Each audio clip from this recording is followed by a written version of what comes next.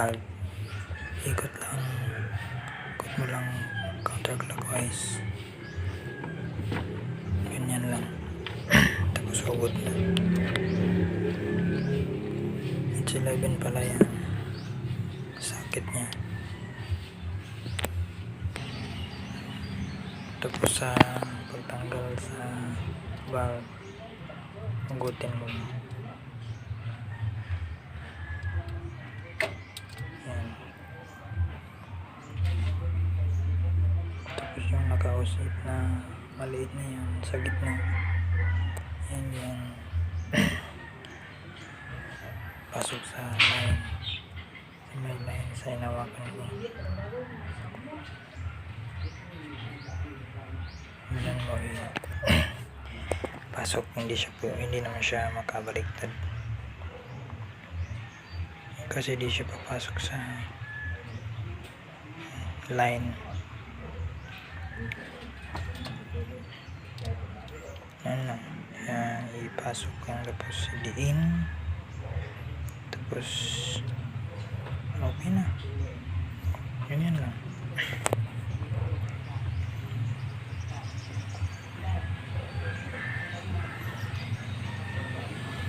Tapos sa pagbalik, i-shoot mo lang yan sa may paa kasi yan, 3 paa, tapos i-shoot mo lang, tapos ikot clockwise kanan, ikot mo lang clockwise, tapos tingnan mo lang straight na ba. Pag wala pa, straight, ikot-ikotin lang yung valve, cut lang konti.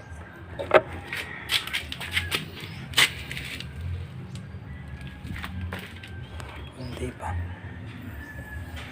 ikot lang konti. Yan, pwede yan siguro yan. Tapos turn on tayo, turn on natin susi, turn on natin yung susi. Yung ginawa ko is sa accessories wire ko nilagay di sa park light. Tapos turn on yung red, yan yung DRL, inon ko lang. Tapos tingnan natin sa labas.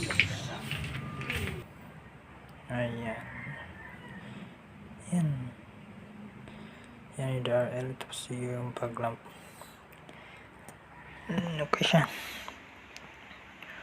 okay na. Tapos turn off.